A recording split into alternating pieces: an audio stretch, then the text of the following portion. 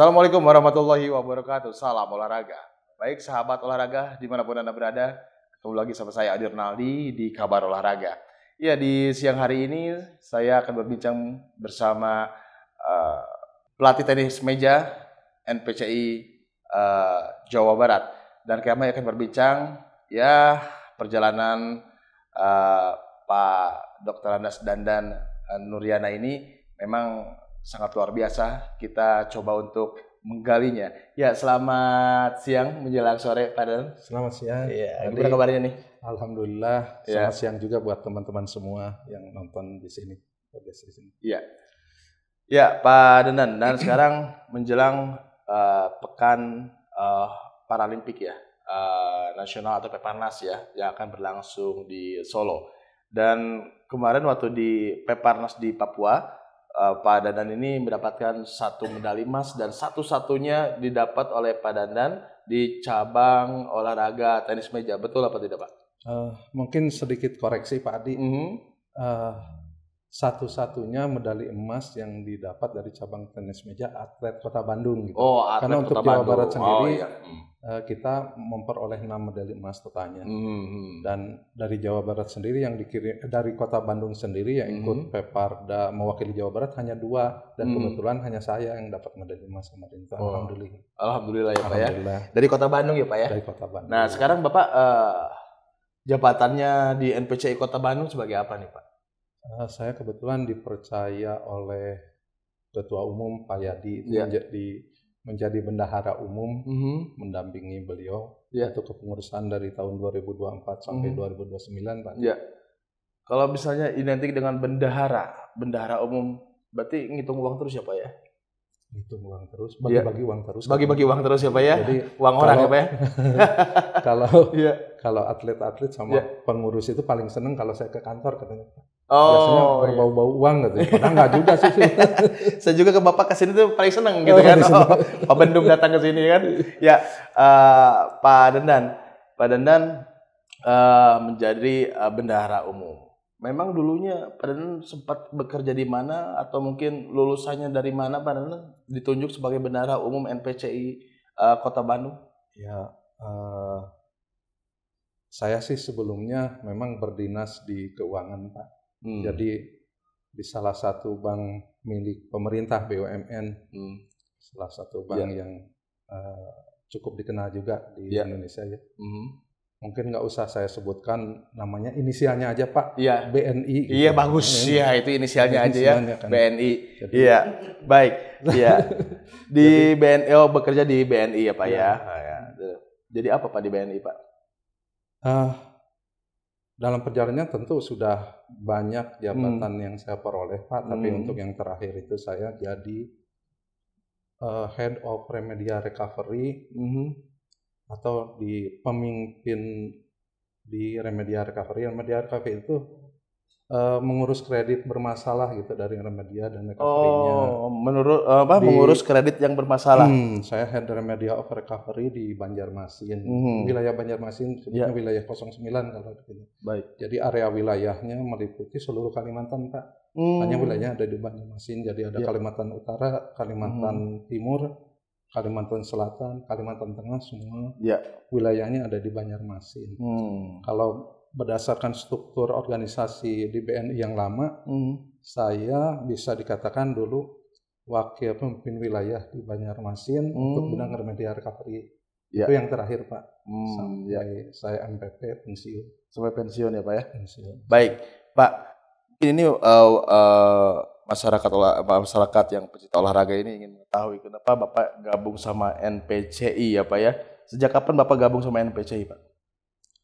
Berawalnya sih Pak ya, saya waktu tahun 2006 itu 2006 maaf. 2006 saya dinas di Jakarta.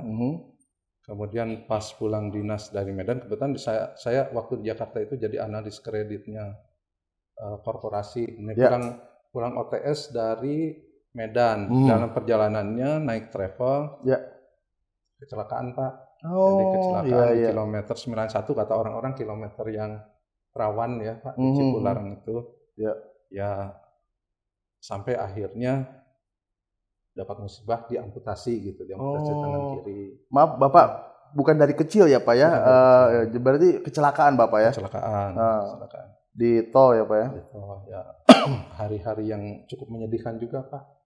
Berbeda mungkin dengan teman-teman kita disabilitas yang awalnya memang dilahirkan dengan kondisi difabel gitu ya. Kalau saya mesti menyesuaikan banyak hal Pak, banyak hal.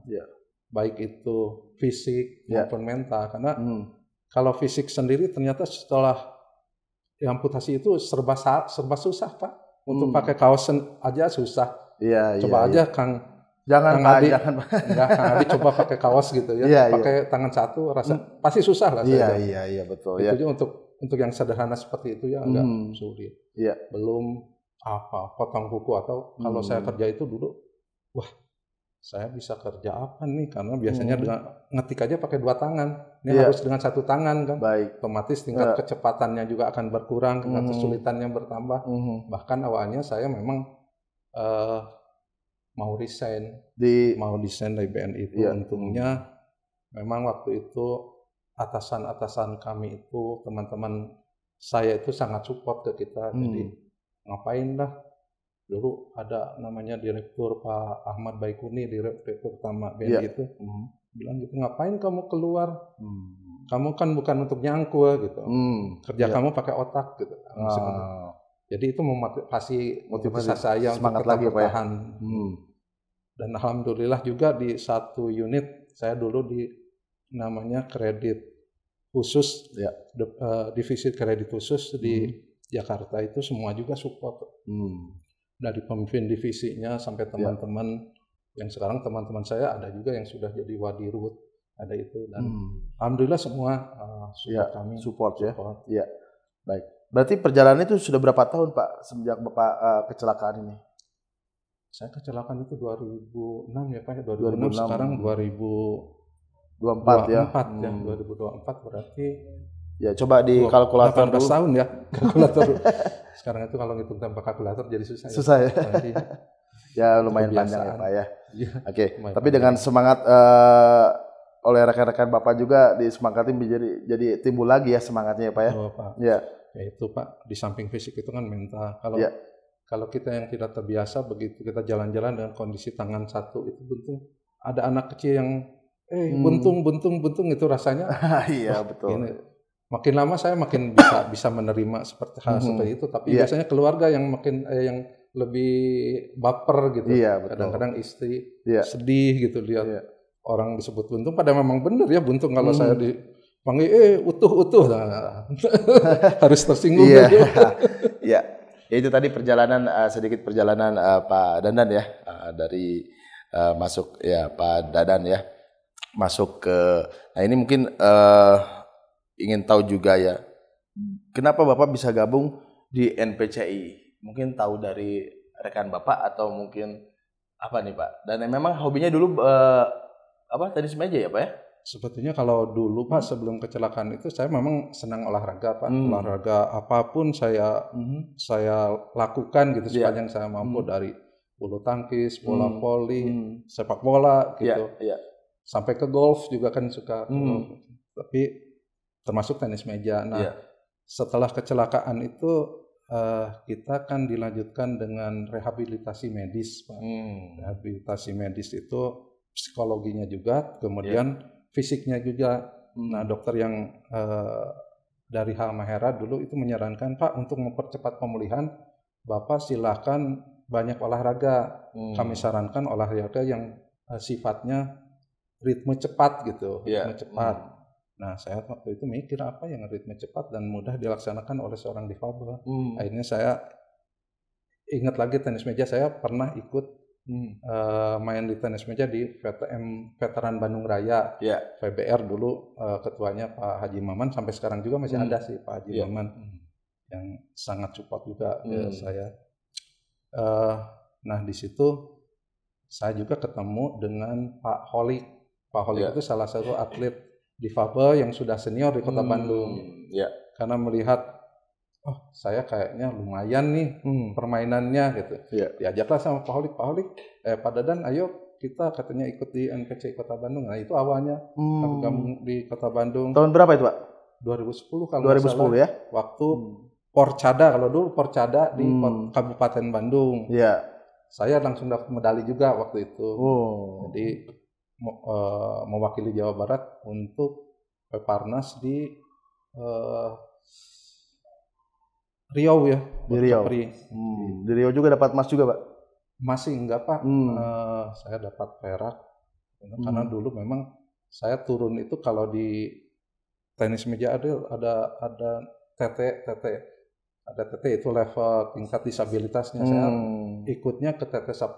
Sebenarnya TT saya itu TT 9 tapi selalu turun di TT 10 karena Jawa Barat itu terlalu banyak TT 9-nya gitu. Nah, untuk TT 10 itu sangat berat untuk dapat emas karena ada almarhum David Jacob dulu itu yang memang pemain paling bagus di Indonesia, bahkan di Asia Tenggara untuk di Papua. Di umum juga beliau masih top ranker di Indonesia gitu. Jadi untuk seorang penggemar seperti saya akan susah lah untuk bersaing dengan almarhum. Tapi kebetulan beliau sudah almarhum. Jadi alhamdulillah masih dapat. Itu kan. Waktu di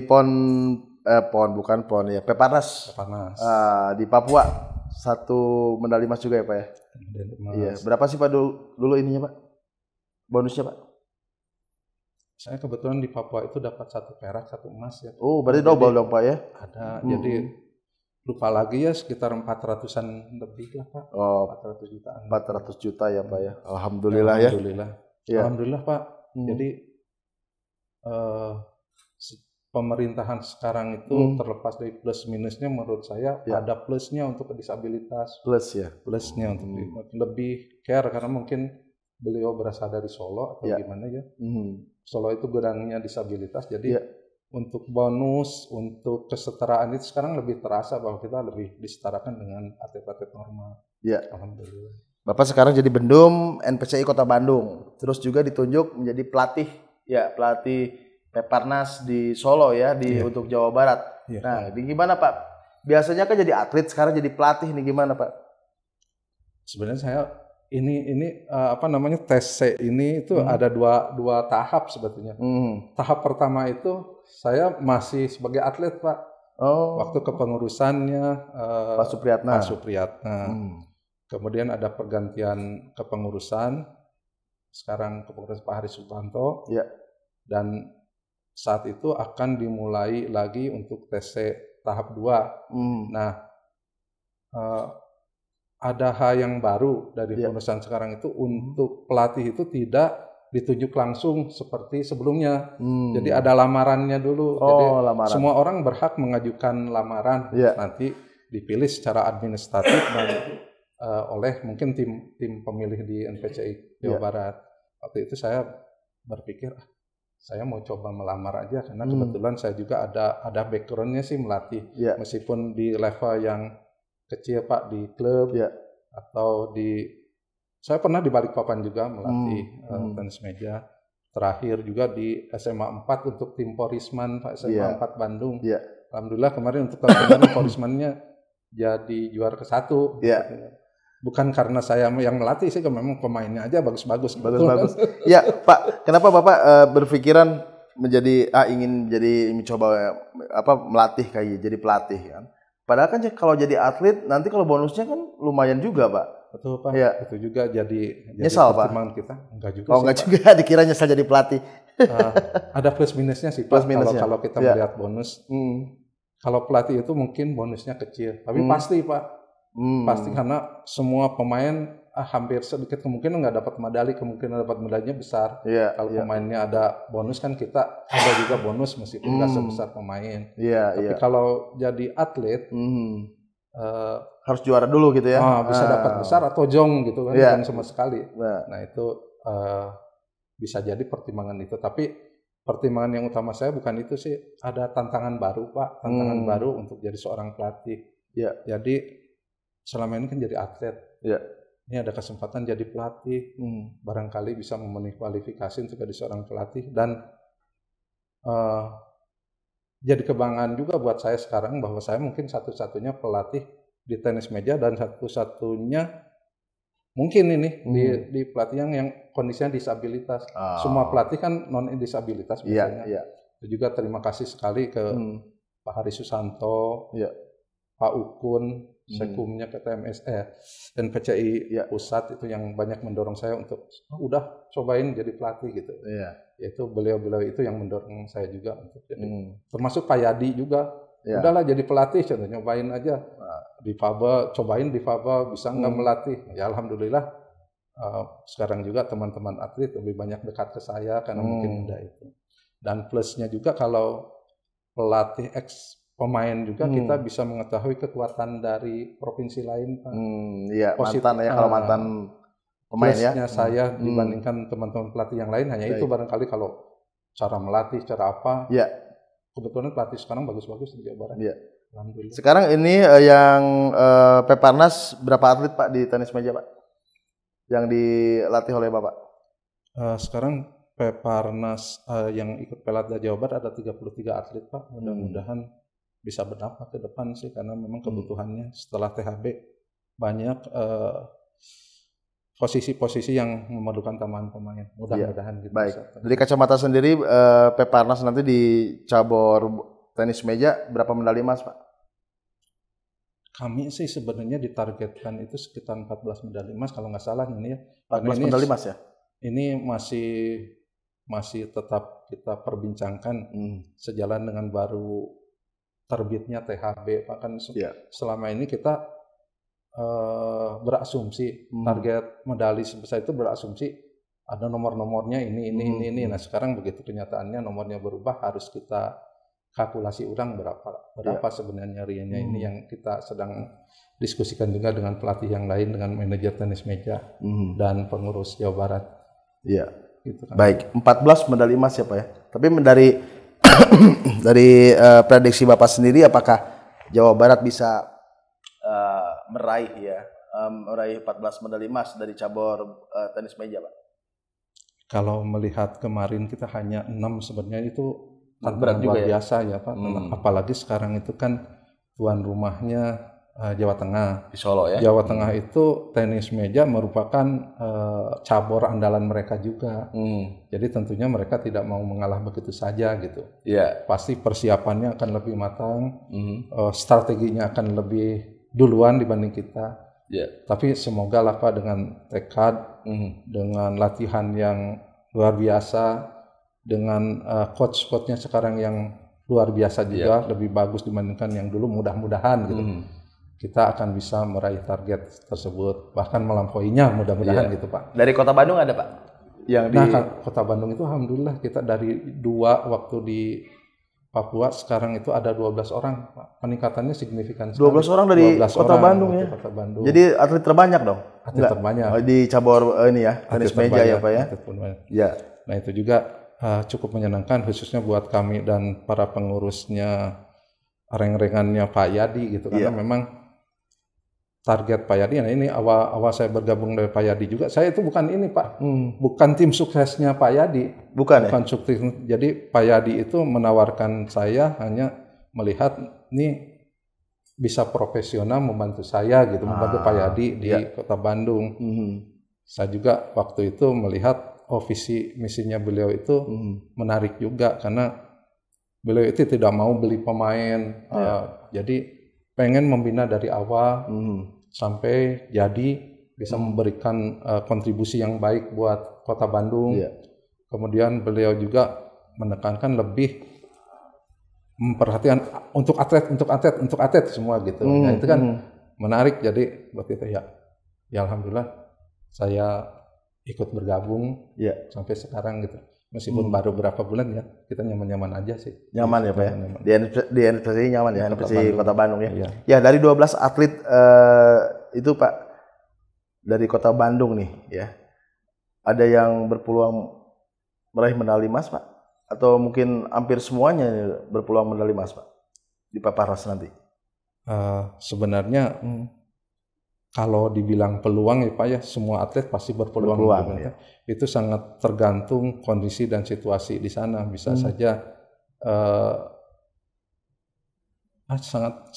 sangat sangat cair gitu kemungkinan itu. Tapi kalau kita hitung-hitungan dengan hanya kemampuan teknik setelah itu ya semua berpeluang Pak. Mudah-mudahan saja. 12 medali emas ya.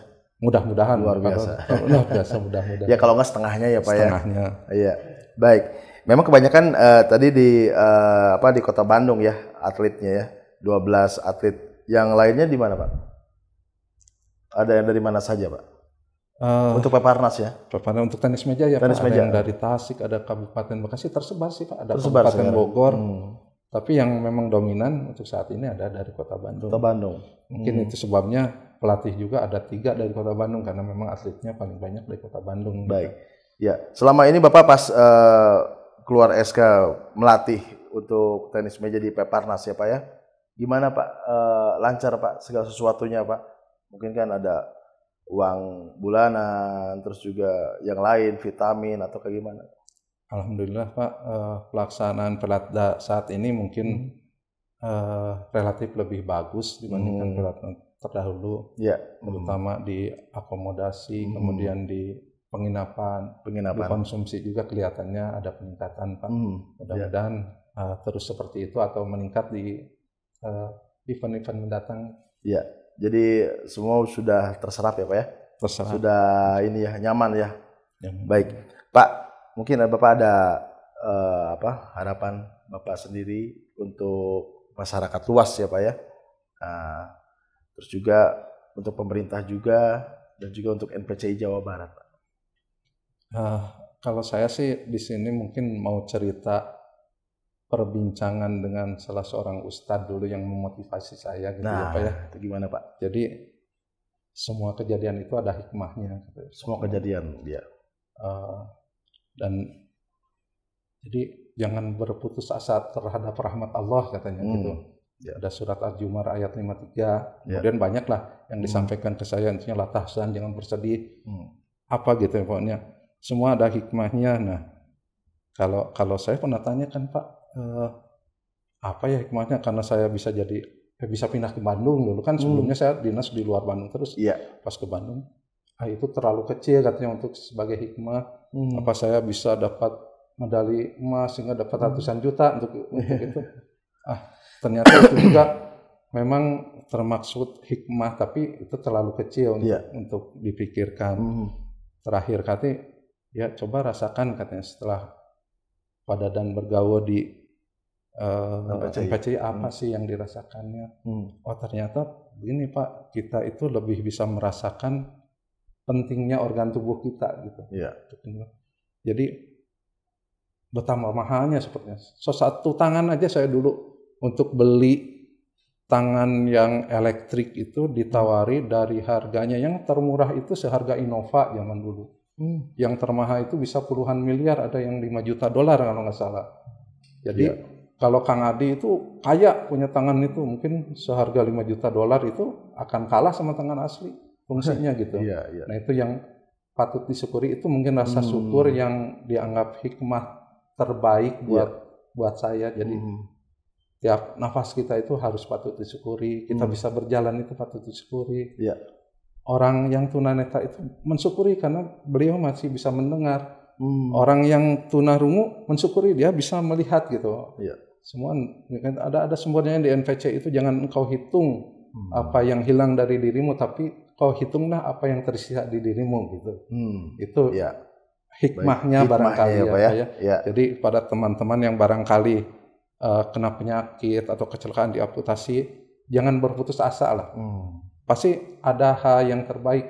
Inama usri yusran, inama usri yusran gitu ya. Inama usri yusran. Jadi dalam setiap kesulitan pasti akan ada kemudahan. Sampai diulang 2 kali kan dalam Al-Insyirah itu. Betul. Dan itu yang kami rasakan itu Pak. Ya semoga aja bisa menjadi contoh untuk teman-teman yang mengalami hal seperti saya bisa bangkit kembali, karena kan waktu kecelakaan itu hanya 2 Pak. Kita bisa terpuruk, tidak mau bangkit, kita bisa bangkit gitu. Kebetulan dengan orang-orang di sekitar saya termasuk keluarga yang bisa mendorong saya untuk bangkit, bisa bangkit gitu. Saya juga tidak terlalu tertinggal karir di di kantor, tapi juga bisa berprestasi di bidang yang lain di teras meja gitu. Ya. Jadi ini begitu. Ya, jadi ini salah satu contoh ya, jangan putus asa ya, jangan putus asa. Nah, barangkali mungkin Bapak juga bisa mengajak nih untuk masyarakat luas ya, mengajak bergabung di NPCI Pak. Kan ada juga yang mungkin pas kecelakaan atau ya mempunyai keluarga, mempunyai yang difabel atau di disabilitas, malu gitu Pak ya, untuk bergabung.